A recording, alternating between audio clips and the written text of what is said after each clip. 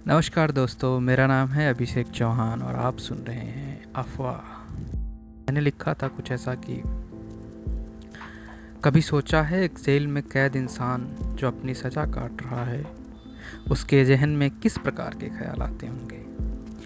क्या वो बिल्कुल निश्चिंत होता होगा जैसे एक सन्यासी हो जाता है, या सोच कर कि सब कुछ माया का रचा हुआ एक खेल मात्र है, या वह उस व्यक्ति की तरह व्यथित होता होगा जो मृत्यु शैया पर पड़ा हुआ है और जिसका प्राण कभी भी छूट सकता है, लेकिन उसके विचार अभी भी सांसारिक जीवन की विविधताओं में फंसा हुआ है, जो इस बात से घबरा रहा है कि अब उसके बच्चों की देखभाल कौन करेगा, या इतना बड़ा कारोबार जो उसने फैलाया है वह अब कौन देखेगा, क्योंकि अब वह सक्षम नहीं है कोई भी कार्य अपने हाथ से सिद्ध करने में।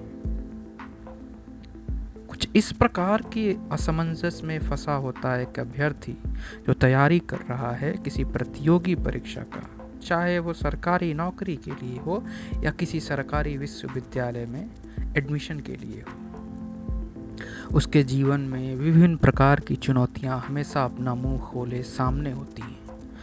वह बंद रखता है खुद को एक कमरे में, जैसे कैद किया जाता है एक कैदी को किसी जेल में। परिस्थितियों में अंतर बस इतना होता है कि किसी एक अभ्यर्थी अपने आप को एक कमरे में कैद करता है अपनी मर्जी से, जबकि दुनिया से ना मिलने का दुख दोनों को लगभग एक समान होता है। अभ्यर्थी भी अनिश्चितताओं को देखकर जब घबराता है तो खुद को उस मृत्युशैया पर आखिरी सांस ले रहे इंसान की तरह बेबस होता है। उसके पास सामर्थ्य तो होता है, लेकिन इस दुनिया में कुछ अच्छा ना कर पाने की नकारात्मकता घेरे रहती है। और यह इसलिए भी होता है क्योंकि अभ्यर्थी अपनी एक उम्र लगा देता है, या यूं कहें कि अपनी जवानी के महत्वपूर्ण पल को दांव पर लगा देता है। तो स्वाभाविक है बेचैन हो जाना, सफल न होने के ख्याल भर से ही।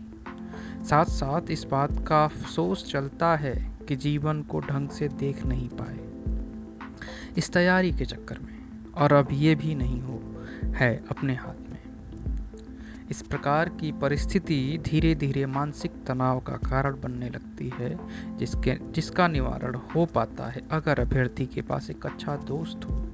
वो दोस्त कोई भी हो सकता है, माँ, पापा, बहन, भाई, या कोई और इंसान जो आपकी परिस्थिति को समझता है और आपके साथ खड़ा रहता है, जो आपको दिलासा देता है कि आप अच्छा कर सकते हैं। कुछ समय के लिए आपको ये दिलासा झूठी लगती है क्योंकि आपको अपने बारे में संदेह होता है, आप खुद को कम आंकते हैं, अपने अंदर आत्मविश्वास की कमी दिखती है। परंतु ये झूठी दिलासा का काम ही होता है आपके अंदर चल रहे ओछे विचारों को और पोषित न होने देना, बल्कि इसके विपरीत एक नए विचार के समूह का प्रवाह करना है। जैसे मेरी एक कविता कहती है कि जीने का एहसास बनो तुम चलते चलते, जीने का एहसास बनो तुम चलते चलते, रात अंधेरी है प्रकाश बनो तुम चलते चलते। जीने का एहसास बनो तुम चलते चलते, रात अंधेरी है प्रकाश बनो तुम चलते चलते। उसके संघर्षों का हिस्सा बनो संभालो उसे, शायद ठोकर लगी है उसे चलते चलते, शायद ठोकर उसे लगी है चलते चलते। और शराब को तो वो हाथ भी नहीं लगाता, किसी ने आँखों से पिलाई है, लड़खड़ा रहे हैं उसके पाँव अब चलते चलते। और पंखे से लटक जाए न वो जमाने से लड़ते हुए, पंखे से लटक जाए न वो जमाने से लड़ते हुए, थक्कर चूर हो गया है अब वो चलते चलते। और मासूमियत उसके चेहरे से अब गायब हो गई है, मासूमियत अब उसके चेहरे से गायब हो गई है, बहुत दूर आ गया है चलते चलते। खैर, इन विचारों के समूह में वे सारे विचार आते हैं जो आपको एक बार और कोशिश करने की हिम्मत देते हैं, एक आत्मविश्वास देते हैं। बाकी आत्मसंकोच होना तो जरूरी है, या आत्मसंकोच आपको आत्ममंथन की प्रेरणा देता है, आपको अपनी गलतियां सुधारने का मौका देता है। तो हमें आत्म संकोच से बचना नहीं चाहिए, बल्कि उसका सामना करना चाहिए और अपने अंदर सुधार करना चाहिए। क्योंकि स्वयं से संवाद करना अर्थात स्वयं से सत्य कहना होता है। स्वयं से संवाद करना आसान नहीं है। स्वयं से छुपाए हुए सारे सच बताने पड़ते हैं, स्वयं को दिखानी पड़ती है, स्वयं की गलती स्वयं को ही। सच्चाई से सामने के बाद शायद आपको अपने आप से ही नफरत होने लगे, लेकिन स्वयं को जानने के लिए संवाद बेहद जरूरी है। जरूरी है उन सारी बातों का सामना करना जिनके लिए आपने कहा था अरे यार अनजाने में हो गई। जरूरी है उन तथ्यों पर प्रकाश डालना जो मन के अंधकार में दिखाई नहीं देते। जरूरी यह भी है कि कुछ गलत फहमियाँ दूर की जाएं, सच को स्वयं के सामने रखकर।